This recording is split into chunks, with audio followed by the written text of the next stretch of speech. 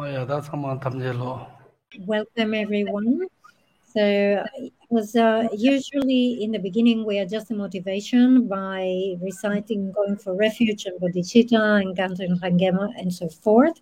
But today, Geshe-la will be giving instructions on how to meditate. So he will explain what is the proper way to meditate. And as Geshe-la will be giving the instructions, we will have the opportunity to also put those things into practice.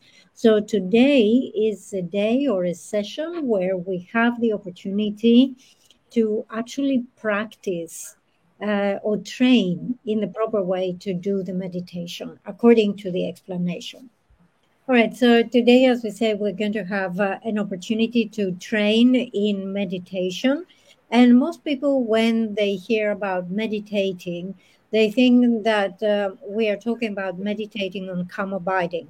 But actually, there are many different types of meditation. However, today we will be mainly focusing on how to perform a type of meditation, a calm abiding type of meditation.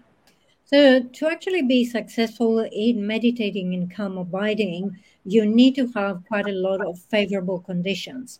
And to organize or to have all those favorable conditions in place, it means that you must have put in order or accumulated the causes, the accumulation or the collection of causes that allows you to generate calm abiding. So the way that this is presented in the text is to rely upon the collection. And here the collection refers to the collection of causes that support the development of calm abiding. So Geshe was saying it is quite important to have this in place. So he would like to explain that. Chesa shine cho temba sedu wala shine cho dige yakbo ni ale gyuso dige yakbo je ma chang ba ina ane shine ga ze gomne lo tongda ji gomba ine yang ane shine du tu ma res an de sung yo re shine gyu cha jang ni la sam no tang de cho ba ma je ba ina ane lo tongda ma bo cho na yang gomba ine yang shine du tu ma re sung yo re odi inza gyuso de ge chen bu ji cha yo res. So it is very important to understand here that you need to have the whole collection of causes in place if you want to be successful in achieving calm abiding. If you don't have the entire collection, if you're missing some of the causes, you might meditate for thousands of years, but you will not achieve calm abiding. Therefore, it's important to understand what are those causes, what's the collection of these causes. All right, so we're talking about this collection of causes for establishing calm abiding. They are enumerated as 6. So we need to have a list of 6. The first one is an appropriate, favorable location. The second one is to have little desire. The third one is to be content. The fourth one, completing giving up many activities. And the fifth one is to have pure ethics. And the sixth one is to get rid of thoughts such as desire and so forth. So the first one is to have a favorable, appropriate location. Okay, so the appropriate area or this favorable location is described as needing to have 5 characteristics. The first one, the first characteristic of the location is easy access.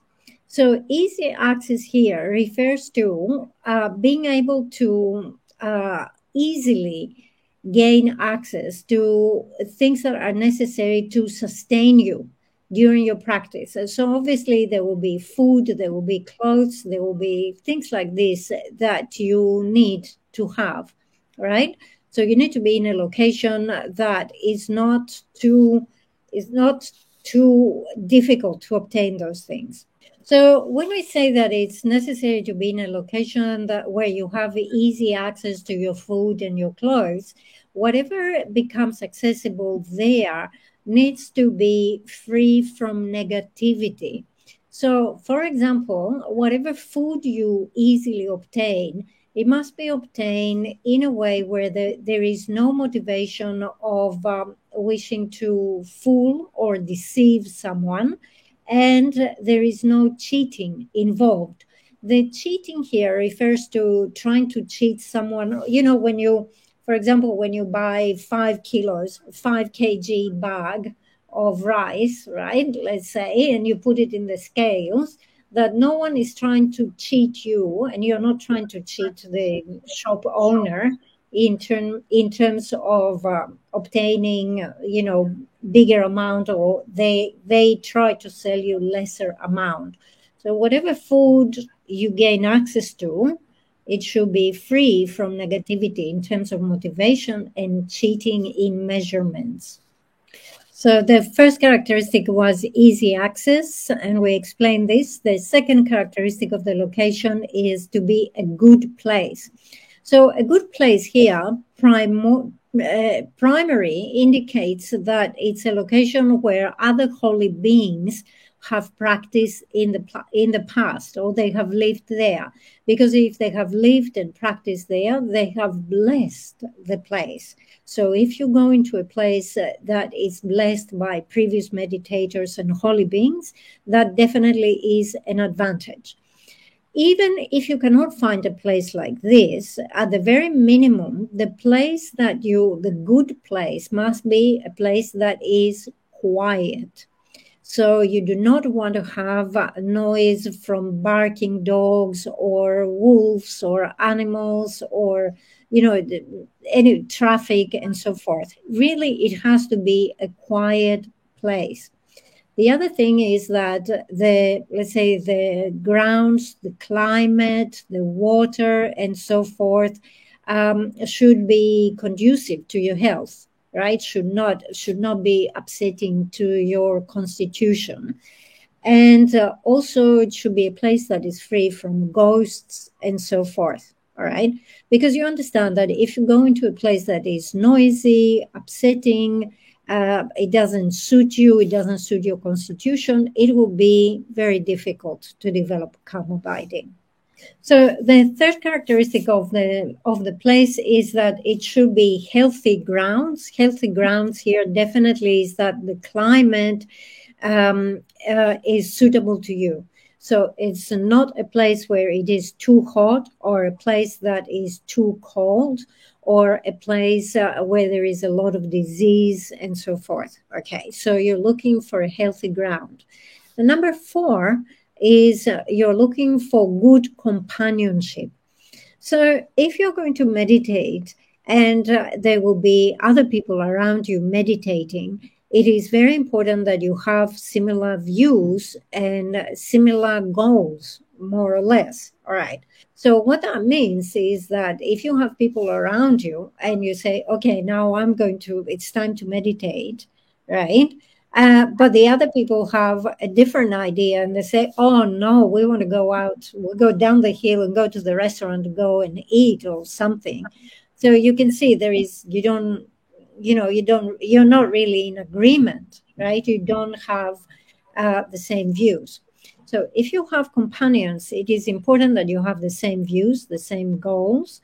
It is important that these are people who maintain ethics, and it is important that they are not careless, right? So they are also conscientious and diligent, and they want to achieve more or less. They want to do practice just as you do.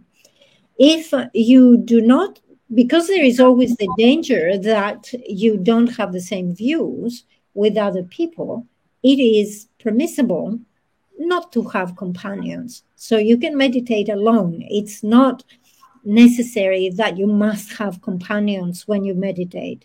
But if you have companions, you should be on the same page. Okay, so we have looked at those 5 characteristics of the appropriate area: the easy access, the good place to live, the healthy grounds, the good companionship, and a place that is well situated.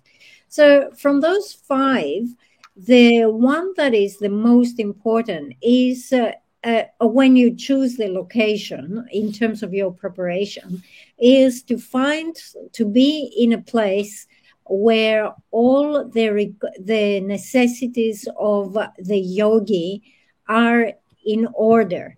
Okay, so what does that indicate? It indicates that you must be very well prepared, before you go into your retreat. Okay, you don't have to, these days, you don't have to go up in the mountains to do a retreat. You could have a meditation room, a meditation hut, anywhere. But the most important thing is that the necessities of the yogis are all in place. And what does that mean? That actually does not refer to any material, furniture, possessions, clothes, this, that, and the other. So it's not referring to decorating your retreat hut, right?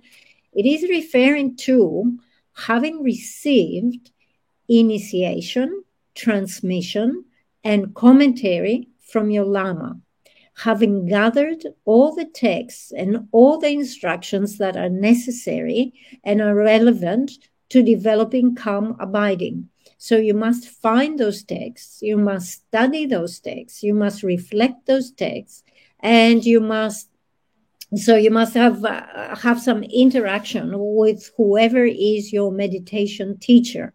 So this is how you are prepared in terms of having all the necessities of the yogi. So remember that the order of things is, first of all, listening, then reflecting, and then meditating. So prior to starting your meditation, you must have gone to your meditation teacher, received the advice, gathered all the necessary texts, all the instructions, studied those things, so that when you go into retreat, you are ready to enter into retreat.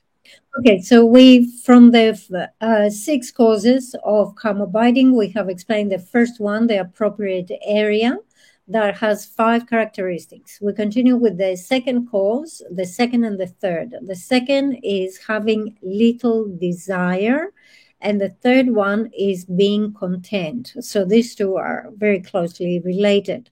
Having little desire is very important for achieving calm abiding, because the more desire you have for this, for that, for the other, for money, for wealth, and so forth, the more busy you will be trying to achieve, trying to establish that wealth. And that becomes an obstacle to obtaining calm abiding, right? So the number 2 is having little desire. Number 3 is being content. Being content means whatever I have is enough. This one thing that I have is enough. I don't need more. So Geshe was saying, you see the tendency these days in every household. Like in the past, it used to be enough to have one TV set or to have just one car. But now one TV is not enough. We need to have 2. One car is not enough. We need to have 2. But actually, to make the extra money to buy the second car, the second set of TV, and so forth, you have to work extra hours, right? So you can see how having great desire and how not being content becomes obstacle to obtaining calm abiding. Number 4 in the causes is completely giving up many activities, because the more activities you have on your schedule, the more work you do, the more busy you are. And the busier you are, the more difficult it is to obtain calm abiding. There are some people who actually like, this is sort of like the bazaar kind of scene, like where there's many people gathering, so there are many things happening, like this activity, like the places that are buzzing with activity. If you are a type of person who likes this, you will find it very difficult to obtain calm abiding. With calm abiding, you need to cut down on busyness, you need to cut down on activities to the absolute minimum. Number 5 in the list is having pure ethics. So pure ethics here, is indicates completely abandoning your afflictions, which of course is something which is very difficult. So obviously, as much as you can abandon your, or you can get rid of your attachment of hatred and pride, if you can do that and have pure ethics, that is fantastic. In most cases, we are not yet capable of doing this. So at the very minimum, you should be able to keep a lid on, meaning you should be able to minimize as much as possible gross states of attachment, of hatred, of pride, and so forth. So in terms of the ethics of abandoning the 10 non-virtuous actions, even if you're not capable of totally abandoning them, you should be able to minimize them, to keep them at a very low level. Because if you cannot do this, so imagine, if you have a lot of attachment, or if you have a lot of anger, a lot of hatred, and so forth, this will make you engage in many activities. And as we said before, the more physical, verbal, mental activity you have, the more difficult it becomes to obtain calm abiding. So Geshe says, I use here logic in order to substantiate the statement that I made, that in terms of the ethics of abandoning the 10 non-virtuous actions, even if you cannot totally abandon them, the most important thing is to at least be able to suppress them. And the reason why Geshe says I say this is because calm abiding is a practice that is also achieved by non-Buddhists. And non-Buddhists follow a mundane path that does not totally abandon afflictions. However, they follow a mundane path that suppresses manifest afflictions. And they are successful in obtaining calm abiding. So if you look at the level of morality that they have, and how successful they are in obtaining calm abiding, Geshe says, I think that you can say that even if you do not completely abandon all these afflictions, as long as you keep a lid on them, as long as you can suppress them, you can be successful. So we're coming now to the last one, the sixth of those causes, which is to get rid of thoughts of desire and so forth. Okay, so here thoughts means conceptual thoughts. All right. So it's many people actually read this or they hear this and they think that this refers to getting rid of all thoughts, each and every thought, every conception. However, this is not what it says. This is not what the instructions say. Actually, there are many thoughts and many conceptual thoughts that you can have whilst you meditate that they are positive. They don't need to be eliminated. So the idea that when you meditate, any mental activity in the mind immediately has to be stopped, abandoned, and suppressed, and so forth. It's a mistake. That used to be a view. It's a mistaken view. The view of Hasang of complete non-conceptuality. So it used to be very popular in the past, but it is understood that this is a mistake. So to correctly understand this, right, what this refers to is that when you try to develop calm abiding, you have a focal object. So you want to place the mind on that focal object. But now, if you have thoughts of desire, or thoughts of anger, or thoughts of pride, and so forth, these thoughts make you abandon your chosen focal object and go and follow a completely different object. So you lose your focal object, right? So suddenly you find something else to be very attractive form, or a very attractive sound, or a very, very attractive taste and smell, and so forth. And this is what you want to follow. So the mind becomes distracted. So when it says get rid of thoughts, it refers to distracting thoughts of desire, thoughts of anger, thoughts that will take you away and distract you from your focal object. Yeah. So if you misunderstand this and you take it to mean that you should have no conception at all, no conceptual thought, actually that becomes a big problem, because when we develop calm abiding, we really need to rely upon mindfulness and introspection. Mindfulness is conceptual mind, right? And mindfulness is what makes you hold on to that object, is what makes you remember what is your focal object. So if you say, I'm going to completely banish and eradicate every conceptual thought, it means you won't be able to keep your recollection either. So that means it will be impossible to develop calm abiding. Okay, so we have given here the list of the 6 causes, that the collection of the 6 causes. These things are preliminaries, and these are things that you have to organize and you must make sure you have in place before you go into your meditation. All right. So with this presentation, assuming that you have all of this organized, all of this in place, it means you have arrived at the door of your meditation hut. Okay, so now you enter into your meditation place.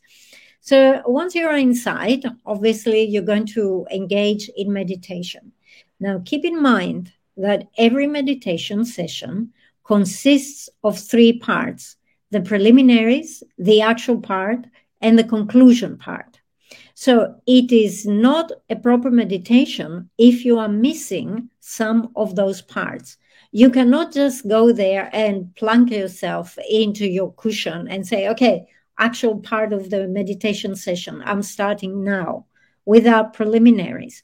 Or you cannot skip, let's say, the actual part and just go into the prayers and just say, I will just do prayers and this will be my meditation. It's not complete.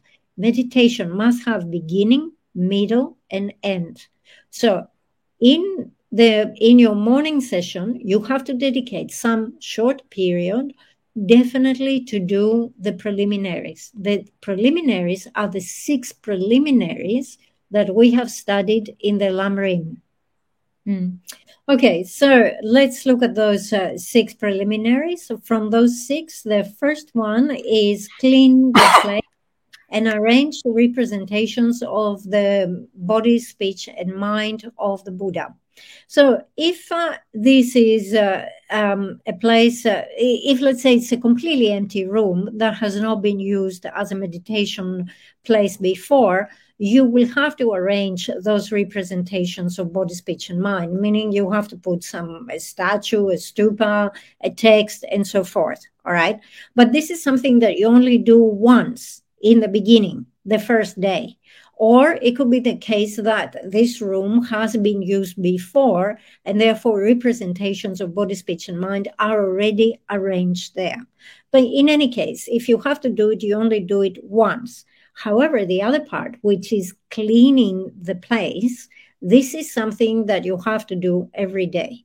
Especially the first time that you enter in your meditation room, your meditation hut, you really have to give it a good clean. You cannot stay in a place and do meditation if the place is dirty and unclean, because the deities and your gurus and the lamas and so forth will not come there, will not visit an unclean place. So let's say you have arranged representations of body, speech, and mind, and then every day you would have to dust them. You have to clean them, right? So you get a little duster, and every day you dust those statues and everything, everything you have arranged on your altar, you have to clean it. Okay, the second preliminary is to nicely arrange offerings that are free of deceit. Okay, so now that you have organized the representations of the body, the speech, and the mind of the Buddha, you are going to make offerings. So it is very important that whatever you are offering, whatever substances you are offering, are substances that are free of deceit. There is deceit in terms of the motivation, and there is deceit in terms of the substance. So deceit in terms of the motivation, that's something easy to understand. Deceit in terms of the substance, it means that those things that you are offering are not honestly obtained. So perhaps let's say that you stole some money and then you want to make an offering with that money. So that is deceit in terms of the substance. You cannot make it. Actually, you cannot hide the fact that this is stolen money or stolen goods from your teachers or from the Buddhas. They have complete knowledge of everything over the 3 times. So you better not try to disguise stolen goods as offerings. Okay, so let's say, so you have pure offering substances, and then you have to arrange them beautifully. So there's okay, so up to here you have been preparing the room, cleaning, organizing, making offerings and so forth, but it's now about time that you sit down on your seat. So the third preliminary is all about assuming your seat and cultivating a virtuous mind. So first of all, the seat is a comfortable seat, and a comfortable seat means it is raised at the back so that you can sit quite comfortably.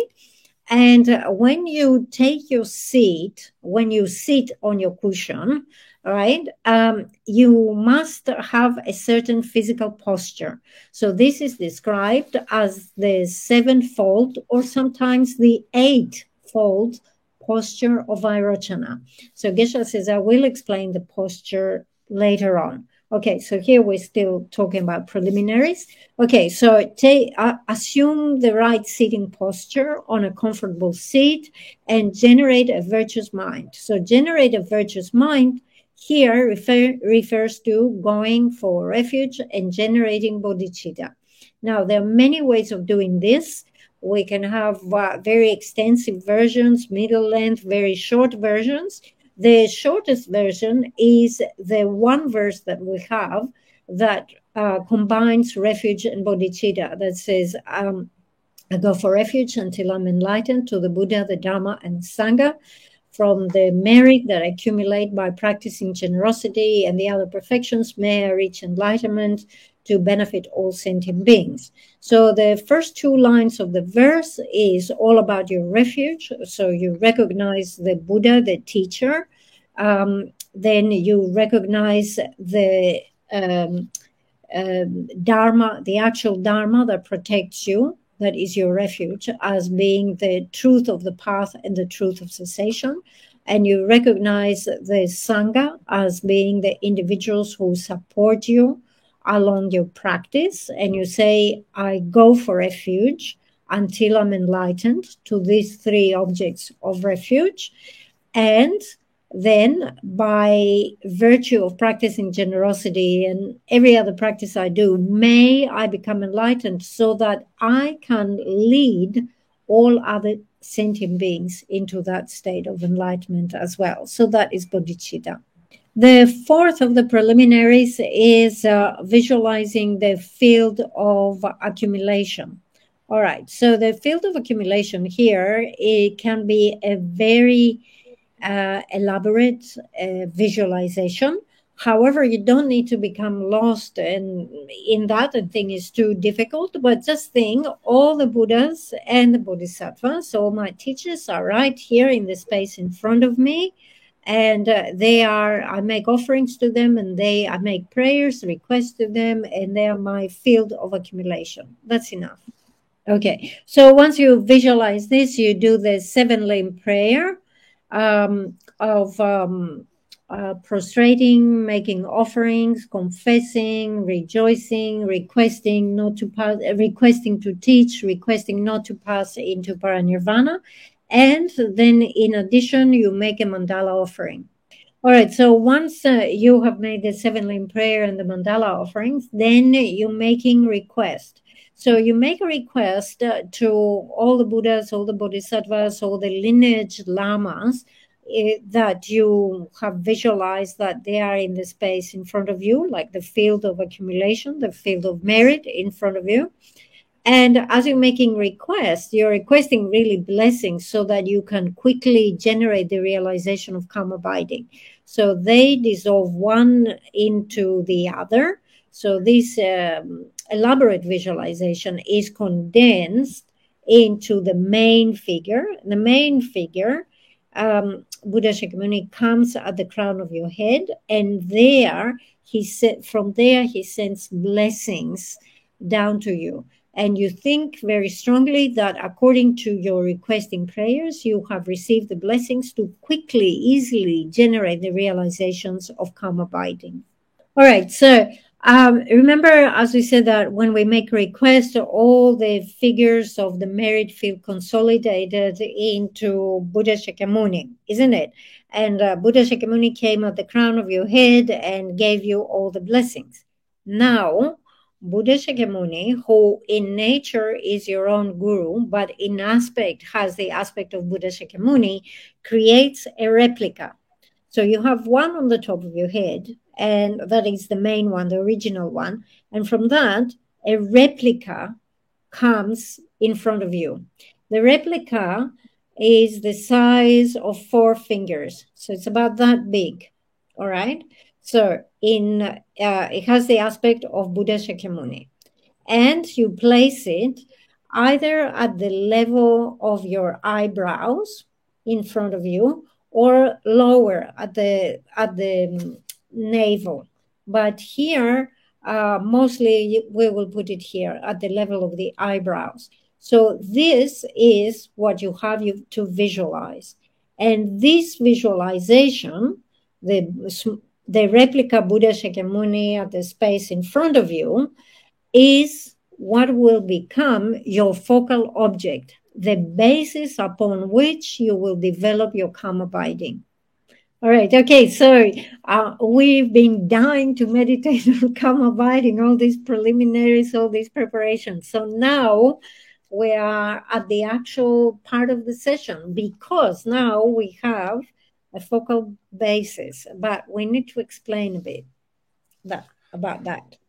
Okay, all right. So if you want to meditate, there are 5 things that you need to understand. Number 1, you need an object of meditation. When we meditate, we must have an object. Without an object of meditation, there is no meditation. All right. So anyway, number 1 is the object. Number 2, how will the mind meditate? Number 3, what are the different divisions or classifications? Number 4, what are the different means and methods of meditating? And number 5, how do you actually meditate?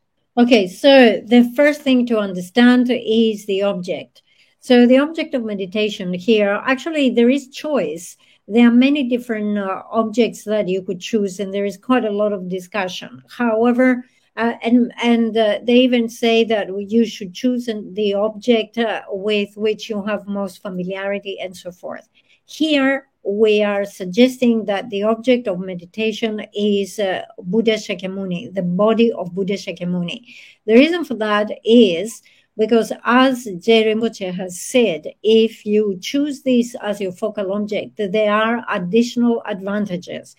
Obviously, as you will be cultivating calm abiding, you will be holding that image into your mind again and again and again, which means you will become very familiar with the image of Buddha Shakyamuni. And that is great benefit at the time of your death, because at the time of the death, you will be able to almost automatically remember Buddha Shakyamuni, and that is very crucial at the time of death.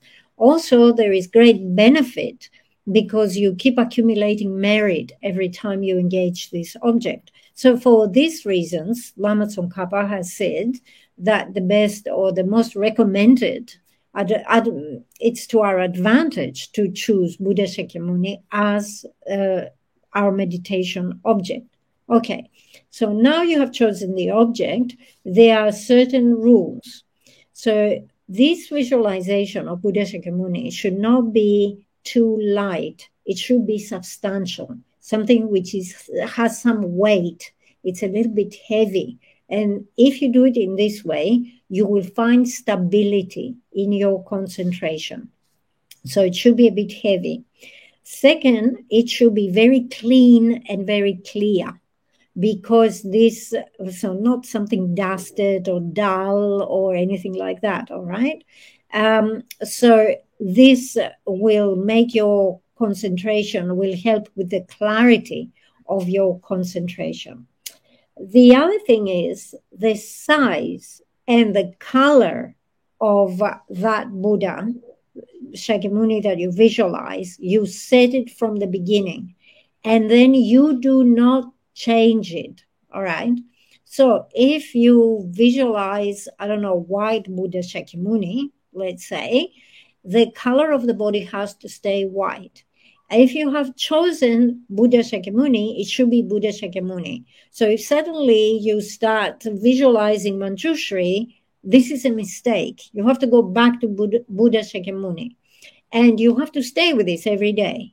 If you think today I'm meditating on Buddha Shakyamuni, tomorrow on Manjushri, the day after I will choose Tara, and so forth, if you keep changing your object of meditation in terms of aspect, of size, or color, that's it. You will not achieve calm abiding. But if you stay with that size, that aspect, that color, without changing it, then within 6 months, you can achieve calm abiding. Tindrege sanje yu gomde mikba kudiyan ane we tserwa ane sanje ngoy rang yin samsam ga samno gu yores samno ngoy ma ba je adadi par sonra je gu dog do sonra je dang ane tamba dang tindrege su remote ri sha jo da tindre yin samsam ge samno de me ba chene sanje ngoy rang yin samsam ge samno de go res. In addition, when you're dealing with that image, you should be thinking, this is the real Buddha. And in addition to that, you should visualize it emitting light, being very radiant. So if you start thinking, this is just a picture, or this is just made out of clay, or this is just like a statue, then this is a mistake. You have to think this is the real Buddha. 다 검색 로 간데 지금 공부를 했으나 나랑서 저 로 망보 요르데 나랑서 로 이로 사야죠로 셈 사야죠로 이 로그 공부를 이 로그 검당 간데서 이 로 간데지 거르스도 걸라 이 로라야 이를 샤르와 쳔네 나랑서 이를 샤르와 쳔네 이를 샤르와 쳔네 심중 이를 제바 사야죠로와 심중 이를 제바 되게 로바 쳔네 이를 제바 되게 미고 치라바 지라야 냐르도기 냐르와 제 심중 이라 제바 사야디기 지구요라 제자 심중 이라 제바 그 로바 제네 이라 제토바 지구요라 셈라야 샤르토바 지구고라 어디데지 샤르토게 기셈 지요로와 어디기 곰고르마도 왕시기 곰야 단데 마레스 망보 요르데 셈 망보 요르데 셈 가리고 곰고르스 두갈라 마라운조 이기 셰바기 양양 삼나 당네 아니 이라 제야디 심중 이라 제바 사야디기 로바 제네 이라 제토바지 고고요레스 셈나 샤르토바지 고고요레스 로디레스타 오메가 로디.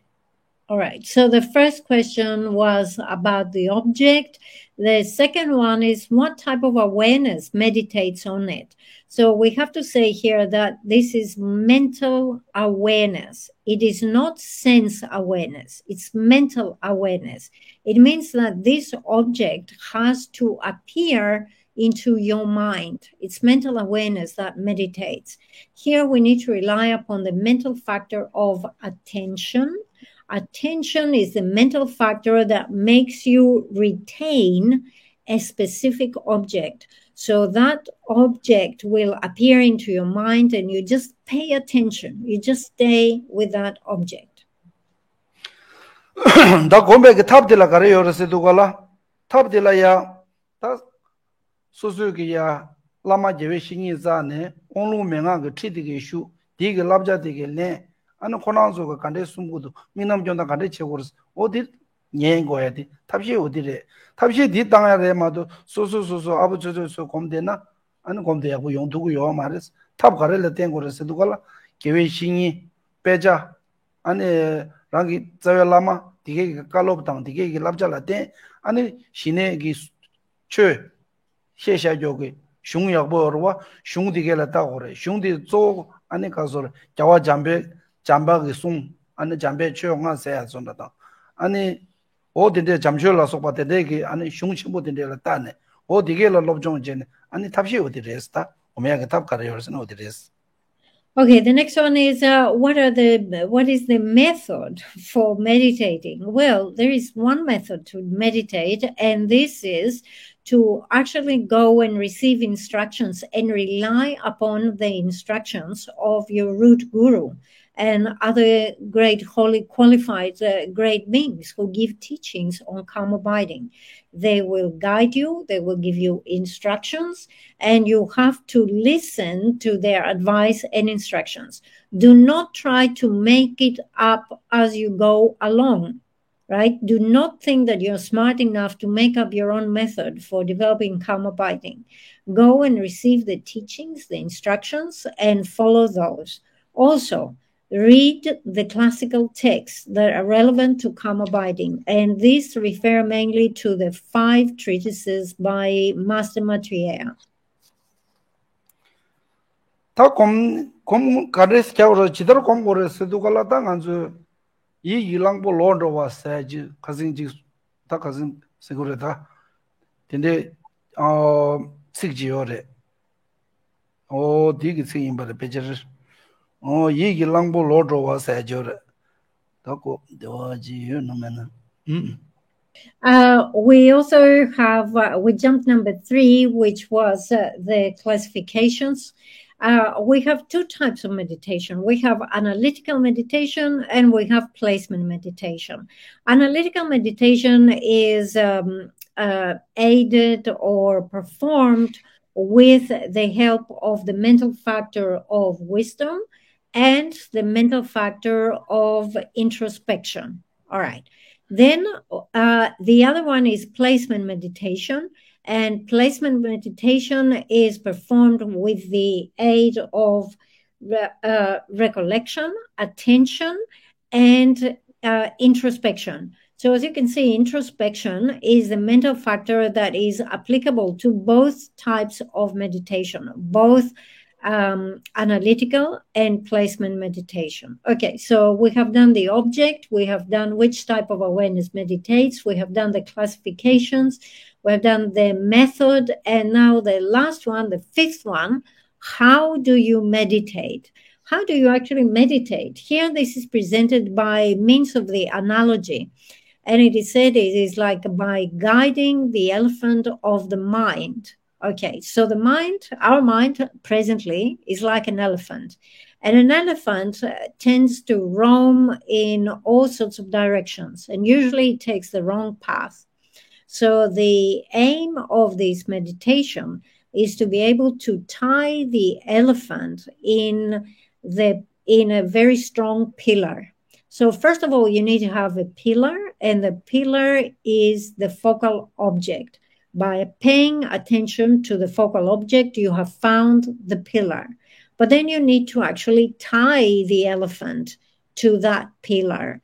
And to do that, you need to have the rope. And the rope here represents recollection.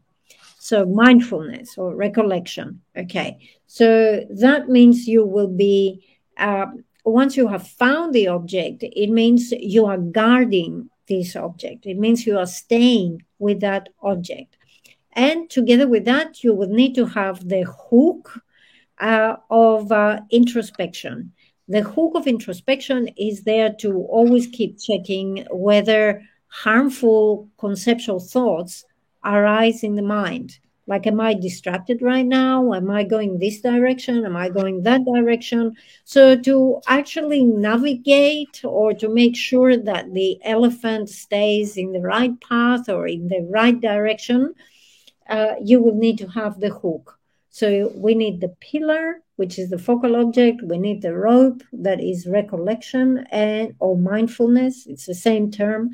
And we need the hook of introspection. All right. Okay. So keep all this in mind. And now let's assume the posture and let's have a little bit of time for meditation.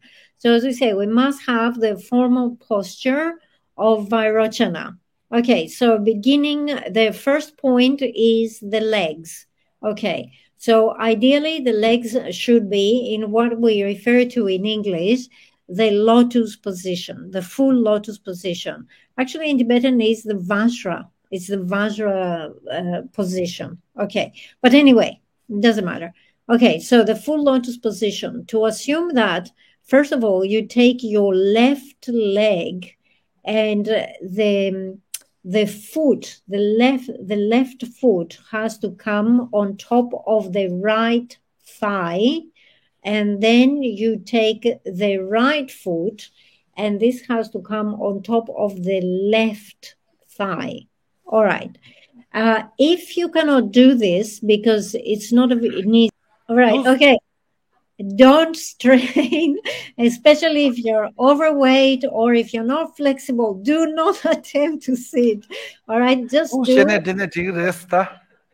the half posture as the half. And if you cannot do even what Geshe-la demonstrated, then you can do the posture of the Bodhisattva. So the posture of the Bodhisattva, Geshe-la is showing. Okay, so the left leg comes in and the right is in front of it. They both touch the ground.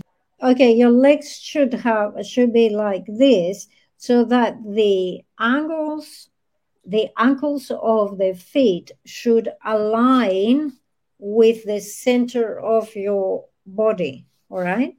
Okay, so they're right in front of your sexual organ.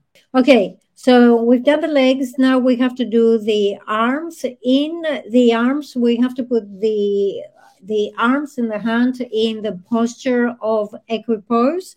So the left palm goes underneath, the right goes on top, and you have the two thumbs touching. All right, so where the two thumbs touching, you should put this at at your navel, right? So that means that the two palms are actually about 4 fingers below your navel. Okay, the third one is your spine. Your spine should be straight and erect. So they say it's like, you know, when you have like a stack of coins, right? So everything should be like completely straight in your back, your spine. All right, the fourth point has to do with the teeth, the lips, and your tongue. So teeth and lips, do not strain them. Do not try to make some funny things with your mouth, right? So just let them fall naturally. Whatever is the natural position of your lips and your teeth. Do not clench anything. Do not have anything open and so forth. Okay. The tongue. We curl the tongue and it turns upwards and touches the upper palate. There's a difference if it touches the upper palate of the mouth, because there is no saliva dripping, you will not become hungry, you will not have problems with your stomach or your digestion whilst you're meditating. Okay, the next point is the eyes. How do you direct your eyes? So when you meditate, it's not good to be looking far away and outside, because you're going to see different things and become distracted. So it says that the eyes are directed to the end of the nose. The end of the nose actually means that you are looking towards the ends of your nostrils. If that is difficult, then let the eyes go down to the ground right in front of you, right? So direct them further down. All right, then the next one is the position of the shoulders. So the shoulders again should fall naturally. Don't try to scrunch up your shoulders, or don't have one shoulder higher and the other one lower. Just have them fall naturally and equally in whatever is the natural position. Okay, the next one is the head.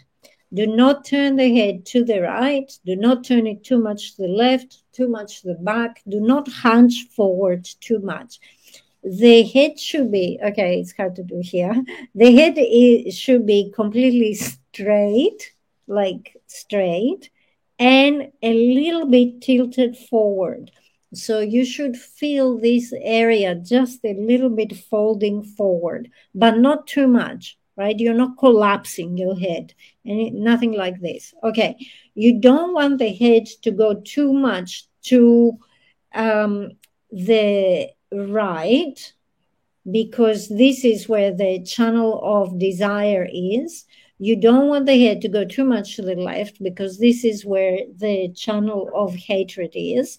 And you don't want it to go too much forward, because this is where the channel for confusion is. All right. So the head should be centered and just a little bit tilted, just a little bit tilting forward. Okay, all right. So we have said that at the back, we want to have the spine being straight. And the reason for that is because if the spine is straight, it means that our channels also will be straight. And what circulates within the channels is the winds. So if the channels are upright and straight, it means you can have good circulation of winds. And why is the circulation of the winds important? Is because wind and mind have the same engagement, right? So this is actually in the area, the explanation that comes in the area of Tantra. So towards the back of our body, we have three main channels: the central channel, the right channel, and the left channel. Now, through the right and the left channel, we have the winds that support a lot of all sorts of conceptual thoughts. All right. So ideally, what we want to do is we want to get all the winds from the right and left channel to enter within the central channel. If we stop the flow in the right and the left channel, it means we're stopping all these conceptual busyness and conceptuality and so forth. We want to have flow in the central channel. All right, so this is the significance why we want to have straight channels. We want to have good flow. Okay, also, as we said, the fact that we put the legs in this Vajra, or we call it the lotus position in English, again, it's related to Tantra and how the channels align and so forth. As we say, the full lotus position is difficult. If you cannot do the full lotus position, do the half lotus position. If you cannot do the half lotus position, do the bodhisattva position. All right. So the bodhisattva position is acceptable. It's fine, absolutely fine here for calm abiding. All right, the 8th point is the point of the breath. And actually here Geshe says, before we go into any calm abiding meditation, it's very good that we train a little bit in the breath. Because if you can do meditation on the breath, this is very useful in terms of stopping too many conceptual thoughts. And as beginners, we have quite a lot of conceptual thoughts. So it's very good to train into breathing meditation. Okay, so when we do this breathing meditation, obviously the breath, the usual breath that we have, breathing in, breathing out, is very important. But it should not be done very strongly, like forcefully, as if you are forcing your breath. It should not be done with any noise. It should not be laborious breathing. It should not be almost... You know, when you have a hiccup or something, when it comes like from inside and comes out, it shouldn't be like that. Like, you know, you're forcing the breath here, right? It shouldn't be like this. Also, it should not be extremely long in the beginning and then extremely short. So it should be even, quiet, calm, natural breathing. So what we're going to do is we're going to conjoin the mind with the breath and try to count and see for how long our mind can follow the breath without becoming distracted. All right. So we breathe in and the breath comes in and goes around, comes out, right? That is 1, breathing in and breathing out. So the whole point here is that the mind must go together with the breath, must go together with the wind. So as you breathe in, what happens? The wind goes down. So your mind has to go down and then goes around and comes out. So it means it rises and goes out. So the mind also has to rise and go down. So breathe in, breathe out. This is counted as 1. Then again, breathe in, breathe out. This is number 2. Breathe in, breathe out. This is number 3. Okay, so we want to see if we can count up to 21 like this, but the mind has to stay with the breath, okay? So if you can count up to 21 in this way, then conceptions will be subdued enough, pacified enough, all right? But as beginners, we cannot make it up to 21. Usually it's up to number 2, number 3, and then we get distracted. Okay, we start now. Assume the posture. Best to close your eyes as this is like the beginning of our training. Later on, when you have proficiency, you can have your eyes open. But in the beginning, it's best if you keep them closed. Okay, so remember what we're doing. We put the mind on the breath. First, the breath has to go down. So the mind goes down, and then you bring it up. So this is down, and then up counts as 1. And then down and up counts as 2, and so forth. Okay, we start. Just see how far you can go. All right, start. Don't breathe from the mouth. You have to breathe from the nose. All right, so that should have given you an idea. What is happening with your mind? Is it following the breath? Does it go down and then up? Or does it follow the breath? Does it get distracted? What is happening? My mind is on the number. 1, 2, 3. So it's wrong, right? Because it's on number, not the breath. Yeah. Like it goes with the breath, but it also goes with number. No number.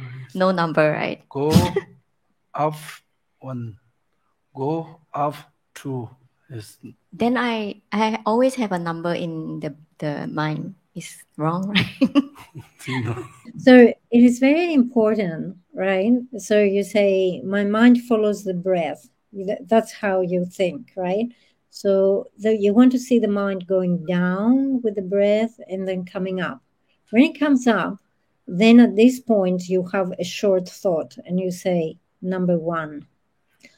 Then it goes down, comes up again. You have a short thought, 2, and so forth. So the important is to make sure that the mind goes with the breath, follows the breath. Okay, so do you find that your mind actually properly follows the breath, going down, coming up? All right, so you understand here that our focal object is the breath. We're doing meditation on the breath. So you should be following that movement of the breath, right? Going down, coming up, going down, coming up. So how do you feel? Do you feel you have found that object? You are following the object? Is that right for you? How is it going? Do you have a special feeling? What's going on? Okay, so it might be that you find that your mind cannot really follow the breath. Don't give up. This is actually part of the training. But the key here to this training is that you don't try to meditate for a long time. As you see, we just did it for just a minute or 2 minutes maximum. So short, very short duration, but many repetitions. So many short sessions. All right. If you train in this way, you will gain stability. If you train in this way, you will find great improvement so that eventually you can prolong and you can stay with the breath up to the magic number, the 21 times. All right. So what is the benefit of training well in this breathing meditation? As we say, this type of breathing meditation helps very well to cut off conceptual thoughts, all that busyness of conceptuality.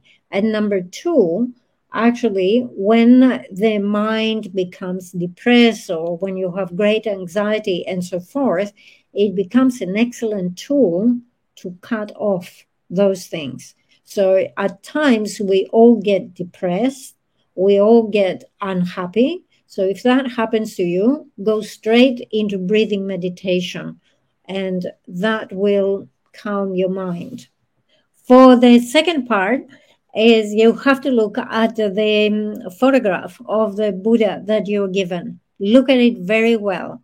You want to memorize all these details. All right, so how is the crown? How is the forehead? How are the eyebrows? How are the eyes of the Buddha? How are the ears? The nose, the mouth, the chin. You want to look at all the details of the face. Pay great attention to the details of the face, and then the neck, and then little by little scan. Geshe says, I want you to scan the entire body.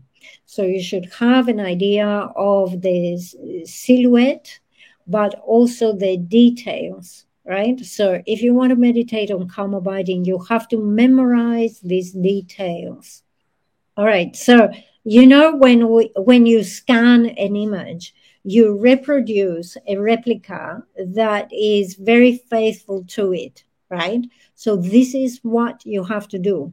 You look at it and your eyes are scanning all the details. You're taking in all the details because you want to create a replica of that. You want to have that image, that scanned image has to appear to your mind. So look at it very carefully. Okay, what is it? I realized that my tongue don't really stick on it will slowly like. Sorry, Oh, no. your tongue? Did you say something about your tongue? All right. Even if your tongue does not stay up in your palate at the time being, is not a big problem because, as you can see, our meditation is about 1 to 2 minutes short. So in that duration, you will not become too hungry, or you will not have too much. So for the time being, is not a problem.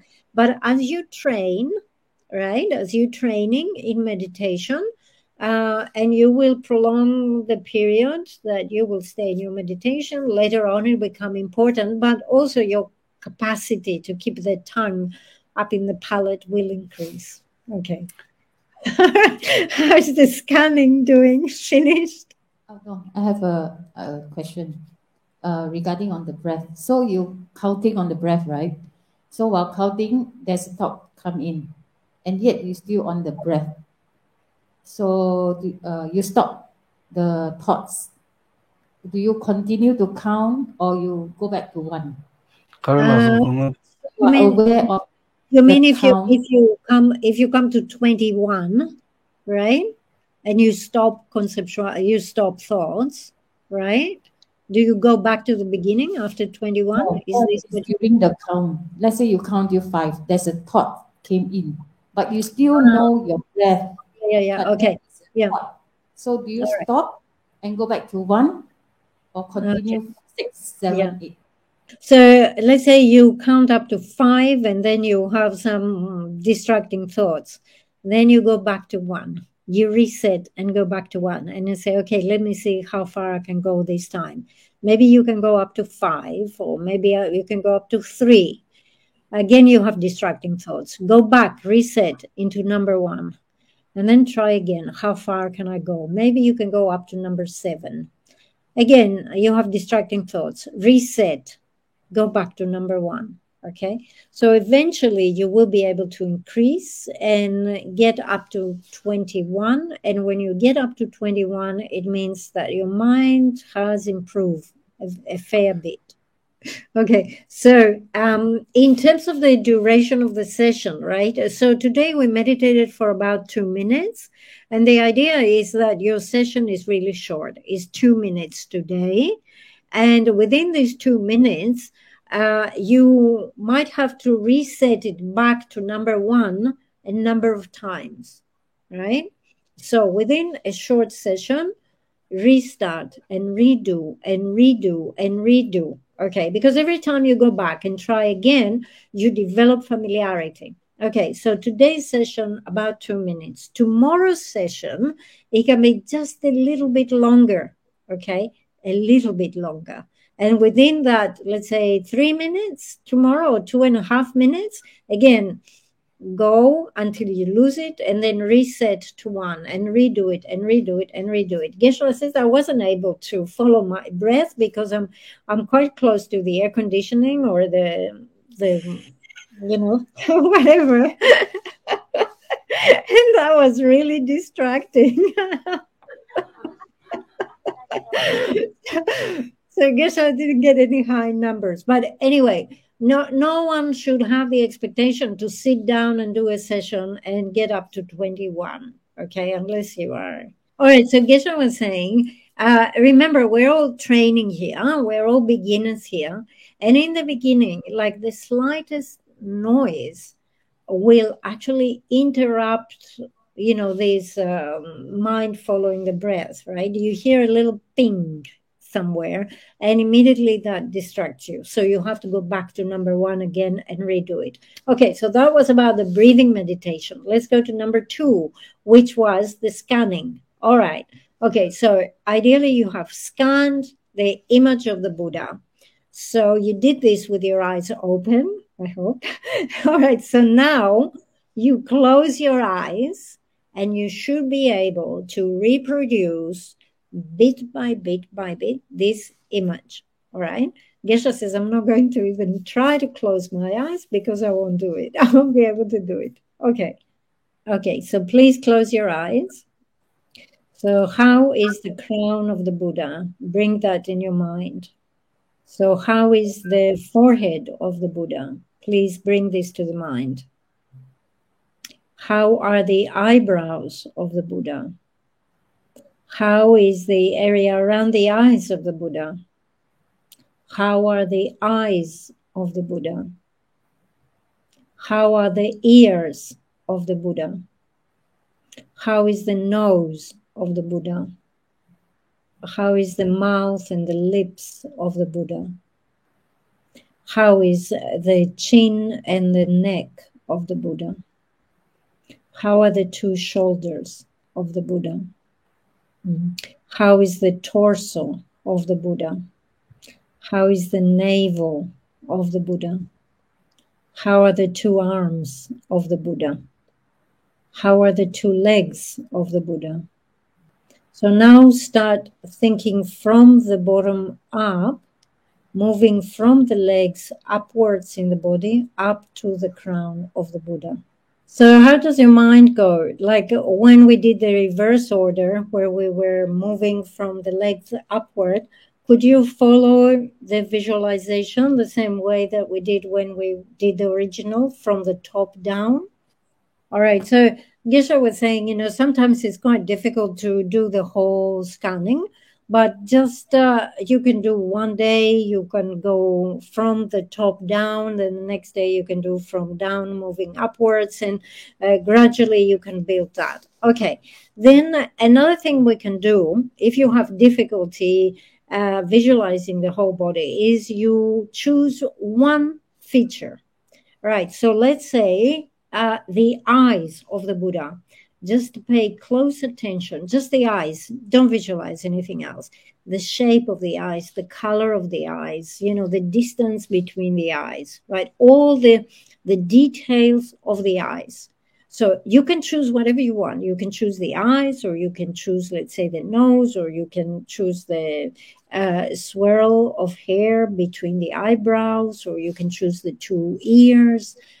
You can choose one part, but just focus on this and visualize this well. All right, so each one of you look at your photograph and choose whichever section you want to focus upon, but look at all the shapes, the details, the color, the positioning, and so forth. So just try to memorize just that one part and then close your eyes and try to visualize this. Okay. So as you can see here, you need to pay close attention to the shape, the color, the details of one particular feature. And then you need to stay with that and you analyze it. So in this case here is the mental factor of wisdom that is analyzing, isn't it? Wisdom is the mental factor that analyzes a particular aspect. Okay, Geshe says, I hope you've chosen. I've chosen my part. So choose and stay with that. Please close your eyes and meditate. Each one of you, think of that part of the body. All right. As you can see, it's difficult. It's not easy. Okay, but that would do for tonight. Okay, how is it? You know, are you able to visualize it in your mind exactly the way that you saw it with your eyes? What happens if we lose focus because of our aching leg or we endure it or we just stretch ourselves? Okay, scratch away because this is the only way to relax. All right. So if it's aching, just shift your posture. If it's itchy, just scratch yourself because that means, you know, then you finish, you dealt with this and then go back to meditation. All right, so as you can see, what we did here is we analyzed, isn't it?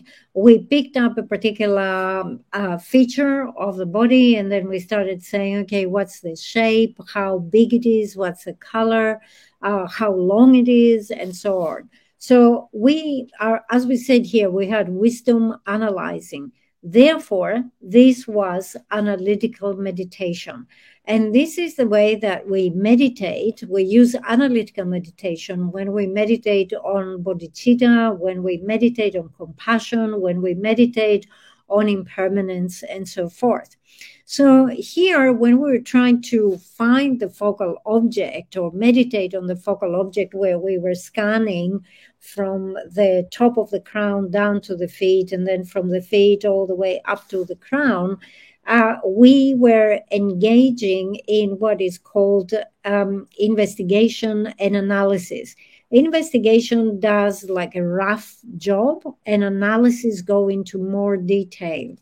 And by engaging investigation and analysis, eventually what we do is we reinforce our wisdom. And when wisdom becomes stronger, it can really do a more detailed, proper analysis. So if we are utilizing these mental factors, then it means we are engaging analytical meditation. However, calm abiding is a different type of meditation, is a placement meditation. Pena ngaranzo gu semje kom, jangju gu sem gom sayadang, nyingji gom sayajiyorowa. Mikba de dikangla tebe tone, koyogi mikba, namba, ele, kade yume ki takde jine, koyogi mituncho gararedo, kola su nyogen gararedo, koyo karela pa nyo tugudu, dindegi shibsakbo korang rangla che deya jiyorowa. Odu seba jedangdi, takare, gomdila ya, diye gom sigore. 다 딘데 곰딜라 아니 가서래 제곰 쓰고요래 다 제곰 디샤당 안서 딘데 조금 갈라 두긴 조금 또 제고 호스가서 교즈지린 갈라. So as we said, for example, when we meditate on bodhicitta, on mind generation, we employ this particular type of meditation, analytical meditation. So we find the focal object and then we begin analyzing what is the aspect, what is the function, what is opposing states to it, what benefits it, what supports it, what goes against it, and so forth. So all of this is analytical meditation. So we got a taste of analysis, but now Geshe says I would like to guide you a little bit into placement meditation. So as I say now, we're going to hear the instructions for placement meditation. Remember that we have generated a replica of Buddha Shakyamuni, and we say we can either place it at the level of our eyebrows or at the level of our navel. If we put it at the navel, this helps us with stability. And as beginners, this is the most important thing, to have some stability. If you leave the object at the beginning at the level of your eyebrows, because the object is a bit higher, this brings the mind higher, so it has the tendency to be distracted a bit more. So as beginners, bring that replica of Buddha Shakyamuni down to the navel, and as we say, it's a bright object, and try to focus on it. So try to find that object. Now, when we say try to find that object, don't expect to see all the details. Don't expect to see a perfect image. So even a rough image, anything that comes there that roughly resembles the image of the Buddha, that you say, okay, this is my image. So now I am going to stay with it. So as you're trying to stay with it, you must employ introspection. Introspection is there to check, first of all, check very well whether you have mental excitation or mental thinking. And after introspection has done its job, then, because obviously there will be distraction, the mind will be pulling away from the object, what you need to have is recollection, mindfulness, right? That will keep bringing you back into that object. Mindfulness means I am going to keep this object. I have found the object and I'm keeping it. When you keep the object, when you go back to the object, make sure you do not change anything. Don't change the shape, the color, the aspect, the size, anything. The object has to remain exactly as it was. Okay. So we're going to attempt now this meditation, and we are going to close our eyes. As beginners, it is important to begin your training in meditation with closed eyes, because when our eyes are open, we see all sorts of things. And the more things we see, the more distracted we are. Of course, there is the instruction that says that you don't have to close your eyes. You don't close your eyes when you meditate if you are an advanced meditator. But if you are a beginner, actually it is more helpful to have your eyes closed because there is less distraction. Okay, close the eyes. Shine gombe kaula ya semjung kaso danda de karat peju tangorese do wala dremba je ani sheshin je semjung yila je ba saji do ode sum peju tangores sheshin ki jara je nyela dine semjung yila je ba de yila je bar je yila je ba de ni mala ba di drembe songor jin kunzu sum peju tangbe gane mi ba tak takar sha gores ta oda dem zumro nastine. Okay, so when we meditate on calm abiding, we are employing 3 mental factors. The first one is introspection that keeps checking. The second one is attention. Attention will find the object. And the third one is recollection that will guard or will remain with the object. All right, so now close your eyes. Okay, so let's see if you can visualize the object, find the object. All right, so I guess I was saying we should not have it too long because the longer it is, the harder it gets. And guess I was asking, how is it for you? You know, were you able to visualize the object, stay the object? If you lose the object, it means with your mindfulness or recollection, you have to bring the mind back and hold it there. Geshe says it's not a good day for me because I'm so distracted. We got some fish and I was worried whether the fish had food. Did the fish have food and so forth? So I was distracted the whole time. So Geshe was saying, you know, for me, it's very difficult because, and that shows the power of familiarity, right? So if you're lacking familiarity, it's going to be difficult. So Geshe says, we don't spend a lot of time doing placement meditation. We spend our time and we are trained to do analytical meditation. So Geshe says, personally, I find placement meditation very difficult, and it might be the same with you. But what happens is that if you keep coming back to it and keep your training, it means you develop familiarity, and the more you develop familiarity, the easier it will become. So Geshe says, I have to admit, right? It was like I was in so much doubt that I had even found that object. It was not even appearing, or something appeared, and I was thinking, is this even the object, right? So this shows the difficulty that you have if you're lacking familiarity. But if you go back and repeat it, it gets, you reinforce that. Okay, so Geshe was saying you can see, actually, this is the power and the strength of the training will bring an improvement and an increase in your power of meditation.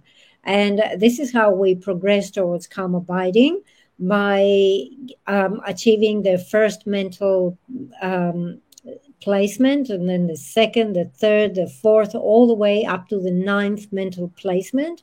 And from there, one can continue to obtain the state of calm abiding. So Geshe says, I have the great hope and the hope, the expectation that all of you, that at least you got the instructions, you got a bit of a taste of it today. I hope that you will put it into practice, daily practice, dedicate a little bit of time every day.